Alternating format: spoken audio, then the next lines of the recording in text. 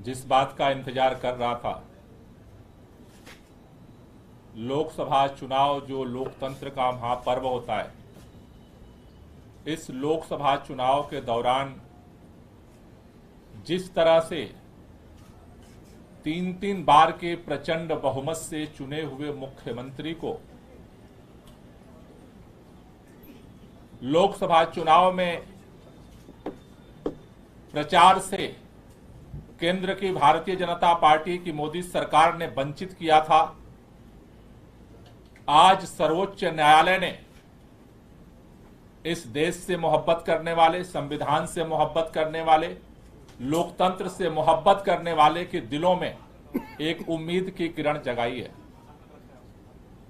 हम पूरे दिल्ली के लोगों की तरफ से, देश के संविधान प्रेमियों की तरफ से, पूरी पार्टी की तरफ से सर्वोच्च न्यायालय का धन्यवाद करना चाहते हैं कि उन्होंने इस तानाशाही के अंधकार युग में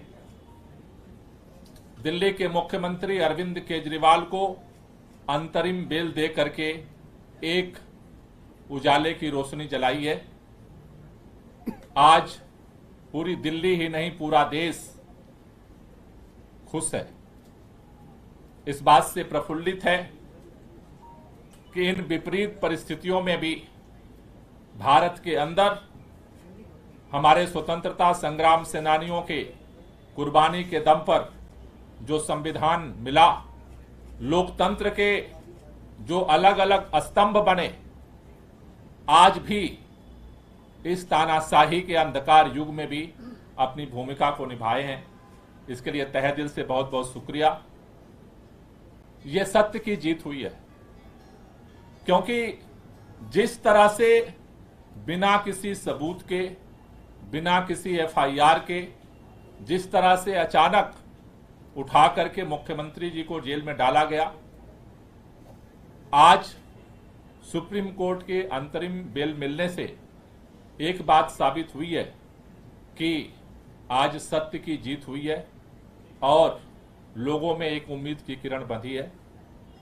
मैं पूरे दिल्ली के लोगों से, देश के लोगों से एक ही बात कहना चाहता हूं कि जो इस देश के अंदर हम सबने मिलकर के लोकतांत्रिक तरीके से, संवैधानिक तरीके से, वोट की ताकत से इस देश से तानाशाही को खत्म करने का, संविधान को बचाने का, लोकतंत्र को बचाने का जो अभियान चलाया है, अरविंद केजरीवाल जी के बाहर आने से ये और मजबूत होगा। पूरा देश मिलकर के इस लड़ाई को लड़ेगा और इस देश के अंदर लोकतंत्र को और संविधान को बचा करके इस देश को और मजबूत करेगा। तो मैं पुनः सभी लोगों को बधाई भी देना चाहता हूं और खास तौर से सुप्रीम कोर्ट का धन्यवाद करना चाहता हूं। मैं चाहूंगा कि आतिशी जी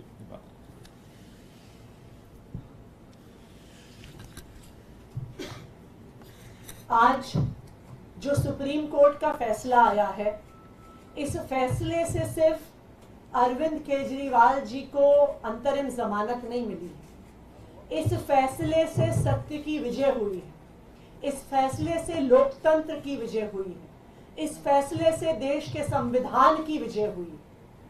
हमारे देश के इतिहास में जब जब संविधान खतरे में आया है, जब जब लोकतंत्र खतरे में आया है, तो हमारे देश में सुप्रीम कोर्ट सामने आया है और लोकतंत्र की रक्षा करने में सुप्रीम कोर्ट ने एक बहुत बड़ी भूमिका निभाई है। आज भी अरविंद केजरीवाल जी को अंतरिम जमानत देकर, अरविंद केजरीवाल जी को चुनाव में प्रचार में आने के लिए जमानत जो सुप्रीम कोर्ट ने दी है, इस फैसले से लोकतंत्र की रक्षा होगी, क्योंकि इस देश में लोकतंत्र हमारे देश का सबसे बड़ा सिद्धांत है। लोकतंत्र में चुनाव, फ्री एंड फेयर इलेक्शंस हमारे संविधान की नींव है कि हर व्यक्ति को बराबरी का अधिकार है चुनने का। आज इस देश में एक तानाशाही की सरकार है, एक सरकार जो विपक्ष को खत्म करने की कोशिश कर रही है, एक सरकार जो लोकतंत्र को खत्म करने की कोशिश कर रही है और एक सरकार जो आज देश के संविधान को खत्म करने की कोशिश कर रही है। लेकिन इस तानाशाही का अंत होगा और 2024 के ही इस चुनाव में होगा। और मैं एक बार फिर सुप्रीम कोर्ट का धन्यवाद करना चाहती हूं सामने आकर लोकतंत्र को बचाने के लिए।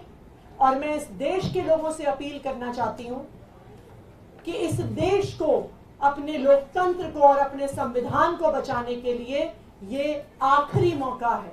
इसलिए हम सब की जिम्मेदारी है कि हम सबको मिलकर अपनी वोट, जिसमें केंद्र की पूरी सरकार, उनकी पूरी आर्टिलरी, पूरी मशीनरी एक मुख्यमंत्री को जेल में रखना चाह रही थी। और ऐसे मामलों में जहां पे महीनों महीनों बिना सबूतों के लोगों को जेल में रखा गया, उनकी interim bell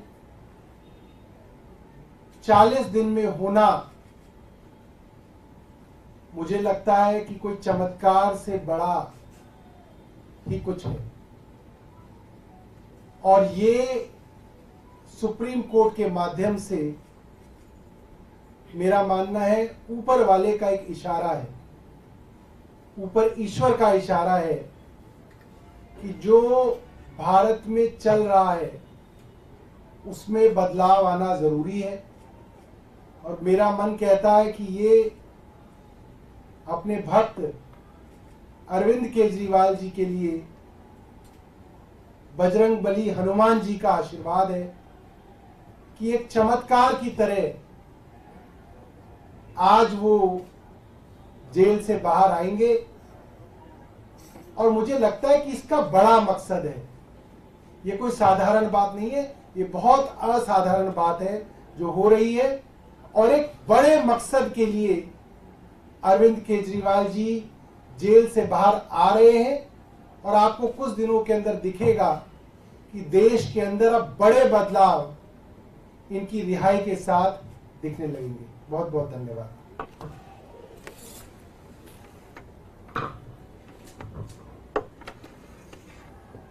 We are extremely grateful to the Supreme Court for upholding the democracy in the country today.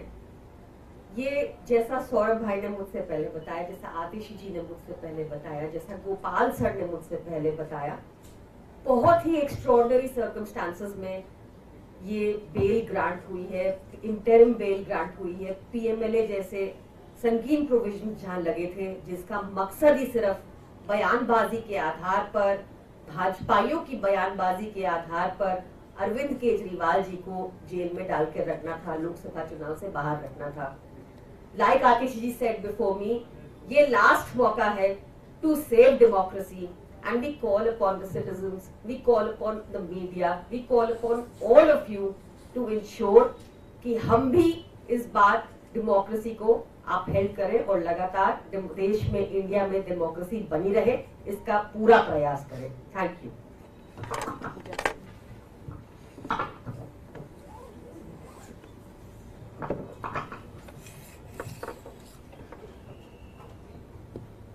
जिस पल का इंतजार देश के करोड़ों लोगों को था, न केवल आम आदमी पार्टी के लाखों करोड़ों कार्यकर्ता, लेकिन देश का जन जन जिस पल के लिए इंतजार कर रहा था कि कब अरविंद केजरीवाल जी, जिन्होंने इस देश को एक ईमानदार राजनीति खड़ा करके दिखाया है, वो जेल से कब रिहा होंगे, वो पल आज आ गया है। इसमें केवल सत्यमेव जयते सबसे सटीक बैठता है। हम शुरुआत से कह रहे थे कि आप झूठ के कितने बड़े पुलिंदे खड़े कर करके 2 साल से झूठ पे झूठ आप एक केस खड़ा कर रहे हो। देश के इतिहास में ऐसा कभी नहीं हुआ, इतना बड़ा राजनीतिक षड्यंत्र। एक नई पार्टी जिसको भाजपा खुद कहती है सुपारी जितनी पार्टी, लेकिन देश की सभी संस्थाएं, सीबीआई, ईडी, आईटी, सब कुछ आम आदमी पार्टी के पीछे आपने छोड़ दिया। और यह भी देखने को पहली बार मिला देश में कि चुनाव घोषित होने के बाद एक नेशनल पार्टी के मुखिया को, कन्वीनर को आपने कैसे जेल के अंदर डाल डाला। और भाजपा लगातार कहती है कि नहीं जी, कानून व्यवस्था पर विश्वास रखिए। तो आज जो हम पहले से कहते आ रहे हैं कि हमें देश की कानून व्यवस्था पर पूरा विश्वास है, और आज जो फैसला सुप्रीम कोर्ट ने दिया है वो बहुत बड़ा ऐतिहासिक फैसला है। ये संकेत है कि कहीं ना कहीं देश के लोकतंत्र के साथ खिलवाड़ हो रहा है और अब जितना समय ये 2024 के चुनाव में रह गए हैं, मुझे लगता है सही मायने में आज से 2024 का लोकसभा चुनाव शुरू होगा और देश की जनता, जहां आम आदमी पार्टी भी नहीं खड़ी रह रही है लेकिन इंडिया गठबंधन का प्रत्याशी खड़ा हो रहा है, देश की जनता अब जाग जाएगी और इंडिया गठबंधन को विजयी बनाएगी। बहुत बहुत धन्यवाद। Thank you.